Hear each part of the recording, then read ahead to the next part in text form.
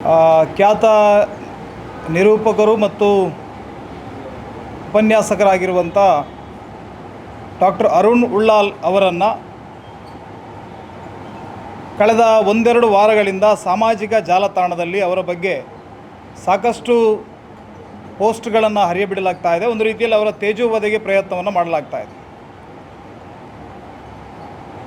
ಉಳ್ಳಾಲ ಪರಿಸರದಲ್ಲಿ ನಡೆದಿರುವಂಥ ಒಂದು ನವವಿವಾಹಿತರ ಸಮಾವೇಶ ಅನ್ನುವಂಥ ಒಂದು ಖಾಸಗಿ ಕಾರ್ಯಕ್ರಮದಲ್ಲಿ ಅವರು ಮಾತನಾಡಿರುವಂಥ ಒಂದು ಸಣ್ಣ ವಿಡಿಯೋ ಕ್ಲಿಪ್ಪನ್ನು ಇಟ್ಟುಕೊಂಡು ಅವರು ಎರಡು ಸಮುದಾಯಗಳ ಮಧ್ಯೆ ದ್ವೇಷವನ್ನು ಬಿತ್ತುವಂಥ ಪ್ರಯತ್ನವನ್ನು ಮಾಡಿದ್ದಾರೆ ಅಂತ ಹೇಳಿಕೊಂಡು ಇವತ್ತು ಕಳೆದ ಒಂದೆರಡು ವಾರಗಳಿಂದ ನಿರಂತರವಾಗಿ ಅವರ ವಿರುದ್ಧ ಸಾಮಾಜಿಕ ಜಾಲತಾಣದಲ್ಲಿ ಅವರನ್ನು ತೇಜೋವಧೆ ಮಾಡುವಂಥ ಕೆಲಸವನ್ನು ಕೆಲವು ಕಿಡಿಗೇಡಿಗಳು ಮಾಡ್ತಾ ಇದ್ದಾರೆ.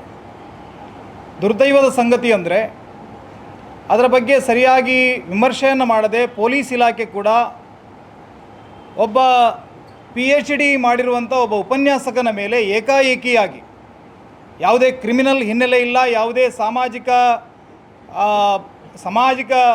ಸಮಾಜ ಬಾಹಿರ ಕೃತ್ಯಗಳನ್ನು ಅವರು ಇವರಿಗೆ ನಡೆಸಿದಂಥ ಇತಿಹಾಸ ಇಲ್ಲ. ಆದರೂ ಕೂಡ ಅವರ ಮೇಲೆ 196 ಸೆಕ್ಷನ್ ಅಡಿಯಲ್ಲಿ ಅವರ ಮೇಲೆ ಪ್ರಕರಣವನ್ನು ದಾಖಲಿಸಿಕೊಂಡು ಪೊಲೀಸರು ಸುಮೋಟೋ ಆಗಿ ಪ್ರಕರಣವನ್ನು ದಾಖಲಿಸಿಕೊಂಡು ಅವರ ಮನೋಸ್ಥೈರ್ಯವನ್ನು ಕಸಿಯುವಂಥ ಪ್ರಯತ್ನವನ್ನು ಮಾಡಿದ್ದಾರೆ. ನಿನ್ನೆ ಯಾರೋ ಒಬ್ಬ ಇಲ್ಲಿ ಪತ್ರಿಕಾ ಹೇಳಿಕೆಯನ್ನು ಕೊಟ್ಟು ಅವ್ರನ್ನ ಕೂಡಲೇ ಬಂಧಿಸಬೇಕು ಅಂತ ಹೇಳಿ ಇಲ್ಲಿ ಬಂದು ಪತ್ರಿಕಾ ಗೋಷ್ಠಿಯನ್ನು ಕೂಡ ಮಾಡಿದ್ದಾರೆ ಅನ್ನುವಂಥ ನಮ್ಮ ಗಮನಕ್ಕೆ ಬಂದಿದೆ.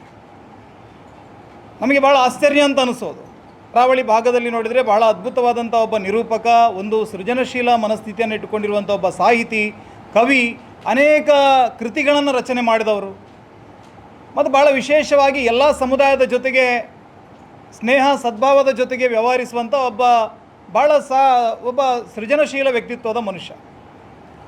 ಅವರ ಮೇಲೆ ಈ ರೀತಿಯಾದಂಥ ಒಂದು ದಾಳಿಯನ್ನು ಯಾಕಾಗಿ ಮಾಡ್ತಾ ಇದ್ದಾರೆ ಅನ್ನೋದನ್ನು ನಾವು ಗಮನಿಸಿದಾಗ ಎಲ್ಲೋ ಒಂದು ಕಡೆಯಲ್ಲಿ ಈ ಹಿಂದೂ ಪರವಾದಂಥ ವಿಚಾರಕ್ಕೆ ಯಾರಾದರೂ ಇಂಟೆಲೆಕ್ಚುವಲ್ಸ್ಗಳು ಬರ್ತಾರೆ ಅಂತ ಆದರೆ ಅವ್ರನ್ನ ತಡೆಯೋದಕ್ಕೆ ಏನು ಮಾಡಬೇಕು ಅನ್ನೋದ್ರ ಬಗ್ಗೆ ಮಂಗಳೂರಿನಲ್ಲೂ ಒಂದು ನೆಕ್ಸಸ್ ಅದರ ವಿರುದ್ಧ ಕೆಲಸವನ್ನು ಮಾಡ್ತಾ ಇದೆ, ಒಂದು ಜಾಲ ಅದರ ಹಿಂದೆ ಕೆಲಸವನ್ನು ಮಾಡ್ತಾ ಇದೆ. ಯಾರೋ ಒಬ್ಬ ತನ್ನನ್ನು ತಾನು ಕಮ್ಯುನಿಸ್ಟ್ ಅಂತ ಕರೆಸ್ಕೊಳ್ಳುವಂಥ ಒಬ್ಬ ಜೆಹಾದಿ ಮಾನಸಿಕತೆಯ ಒಬ್ಬ ವ್ಯಕ್ತಿ, ಆತನ ಒಂದು 5-6 ಜನರ ಪಟಾಲಂ ಸೇರಿಕೊಂಡು ಸಾಮಾಜಿಕ ಜಾಲತಾಣದಲ್ಲಿ ಇವತ್ತು ಬಹಳ ವ್ಯಾಪಕವಾಗಿ ಅರುಣ್ ಉಳ್ಳಾಲ್ ವಿರುದ್ಧ ಕೆಲಸವನ್ನು ಮಾಡ್ತಾ ಇದ್ದಾರೆ. ಅರುಣ್ ಉಳ್ಳಾಲ್ ಮೇಲೆ ಅವರ ಮೊದಲ ಆರೋಪ ಏನು ಕೇಳಿದರೆ, ಅರುಣ್ ಉಳ್ಳಾಲ್ ಅವರು ಧರ್ಮ ಶಿಕ್ಷಣ ಅಭಿಯಾನವನ್ನು ಮಾಡ್ತಾ ಇದ್ದಾರೆ. ಸುಮಾರು 700-800 ಮಕ್ಕಳಿಗೆ ಹಿಂದೂ ಧರ್ಮ, ಭಾರತೀಯ ಶಾಸ್ತ್ರ ಪರಂಪರೆ, ಆಲಯ ಪರಂಪರೆ, ನಮ್ಮ ಲಲಿತ ಕಲೆಗಳು, ಭಜನೆ, ಜನಪದ ಆಚರಣೆಗಳು, ದೈವಾರಾಧನೆ, ಈ ಎಲ್ಲ ವಿಚಾರಗಳ ಬಗ್ಗೆ ವಾರಕ್ಕೆ ಒಂದು ತರಗತಿಯನ್ನು ಮಾಡುವಂಥ ಕೆಲಸವನ್ನು ಅವ್ರು ಮಾಡ್ತಾ ಇದ್ದಾರೆ ಮತ್ತು ಪ್ರತಿ ವಾರ ಇವರ ಕ್ಲಾಸನ್ನು ತಪ್ಪದೇ ಅಟೆಂಡ್ ಆಗ್ತಾರೆ. ಒಂದು ಅದ್ಭುತವಾದಂಥ ಸಾಮಾಜಿಕ ಬದಲಾವಣೆಯನ್ನು ತರಬೇಕು ಅಂತ ಅರುಣ್ ಉಳ್ಳಾಲ್ ಅವರು ಪ್ರಯತ್ನವನ್ನು ಮಾಡ್ತಾ ಇದ್ದಾರೆ. ಇದರ ಬಗ್ಗೆ ಅವರ ಆಕ್ಷೇಪ ಇರುವಂಥದ್ದು. ಅವರ ಅನೇಕ ಪೋಸ್ಟ್ಗಳಲ್ಲಿ ನೋಡುವಾಗ ನಾವು ಗಮನಿಸಿದ್ದೇವೆ, ಎಳೆಯ ಮನಸ್ಸುಗಳಲ್ಲಿ ವಿಷಬೀಜವನ್ನು ಬಿತ್ತುತ್ತಾ ಇದ್ದಾರೆ, ಧರ್ಮದ ವಿಷಬೀಜವನ್ನು ಬಿತ್ತುತ್ತಾ ಇದ್ದಾರೆ ಅಂತ ಹೇಳಿ ಒಬ್ಬ ಆರೋಪವನ್ನು ಮಾಡಿದ್ದಾರೆ. ಅಂದರೆ ಇವರ ಟಾರ್ಗೆಟ್ ಇರುವಂಥದ್ದು ಮೊನ್ನೆಯ ವಿಡಿಯೋ ಅಲ್ಲ, ಅವರು ಮಾಡ್ತಾ ಇರುವಂಥ ಧರ್ಮ ಶಿಕ್ಷಣದ ಅಭಿಯಾನ ಏನಿದೆ ಅದರ ವಿರುದ್ಧ ಇವರು ಒಗ್ಗಟ್ಟಾಗಿದ್ದಾರೆ ಅನ್ನುವಂಥದ್ದು ನಮ್ಮ ಗಮನಕ್ಕೆ ಬಂದಿದೆ. ಮತ್ತು ನಿನ್ನೆ ಯಾರೋ ಪತ್ರಿಕಾಗೋಷ್ಠಿಯನ್ನು ಮಾಡಿ ಅವರನ್ನು ಕೂಡಲೇ ಬಂಧಿಸಬೇಕು ಅನ್ನುವಂಥ ಒಂದು ಆಗ್ರಹವನ್ನು ಮಾಡಿದ್ದಾರೆ. ಅರುಣ್ ಉಳ್ಳಾಲ್ ಎಲ್ಲೂ ಕಳ್ಳತನವನ್ನು ಮಾಡಲಿಲ್ಲ, ಯಾವುದೇ ಅತ್ಯಾಚಾರವನ್ನು ಮಾಡಲಿಲ್ಲ, ಯಾವುದೋ ದರೋಡೆ ಮಾಡಲಿಲ್ಲ, ಯಾರೋ ಕೊಲೆಯನ್ನು ಮಾಡಲಿಲ್ಲ.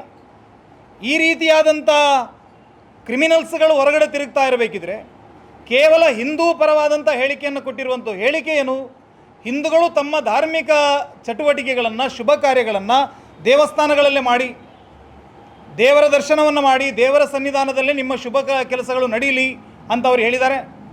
ಎಲ್ಲಿ ಧಾರ್ಮಿಕ ಹಿನ್ನೆಲೆ ಉಳ್ಳಂಥ ಶಾಲೆಗಳಿವೆ, ಹಿಂದೂ ಸಂಸ್ಕೃತಿಗೆ ಮಹತ್ವವನ್ನು ಕೊಡ್ತಾರೆ, ಅಂಥ ಶಾಲೆಗಳಲ್ಲಿ ನಿಮ್ಮ ಮಕ್ಕಳ ವಿದ್ಯಾಭ್ಯಾಸವನ್ನು ಮಾಡಿಸಿ ಅಂತ ಅವರು ಹೇಳಿದ್ದಾರೆ. ಈ 2 ಸ್ಟೇಟ್ಮೆಂಟ್ಗಳಲ್ಲಿ ಆ ರೀತಿಯ ಏನು ಅಪರಾಧ ಇದೆ ಅನ್ನೋದನ್ನು ನಮಗೆ ಕಮಿಷನರ್ ಅವರು ಸ್ಪಷ್ಟಪಡಿಸಬೇಕು ಮತ್ತು ಹೇಗೆ ಸ್ವಯಂ ಪ್ರೇರಿತವಾಗಿ ಅವರ ಮೇಲೆ ಪೊಲೀಸರು ಪ್ರಕರಣವನ್ನು ದಾಖಲಿಸಿದ್ದಾರೋ ಅದನ್ನು ಪೊಲೀಸರು ಸ್ವಯಂ ಪ್ರೇರಿತವಾಗಿ ಹಿಂದಕ್ಕೆ ಪಡೆದುಕೊಳ್ಳಬೇಕು. ಈ ವಿವಾದ ಇನ್ನಷ್ಟು ಮುಂದಕ್ಕೆ ಹೋಗುವಂಥ ಸಾಧ್ಯತೆ ಇದೆ. ಹಿಂದೂ ಸಂಘಟನೆಗಳಾಗಿ ನಾವು ಈ ವಿವಾದವನ್ನು ಇಲ್ಲಿಗೆ ಇದನ್ನು ಕೈ ಬಿಡೋದಿಲ್ಲ. ಯಾರೋ ಒಬ್ಬ ಪಾಪ ಉಪನ್ಯಾಸಕನ ಮೇಲೆ ಒಂದಷ್ಟು ಜನ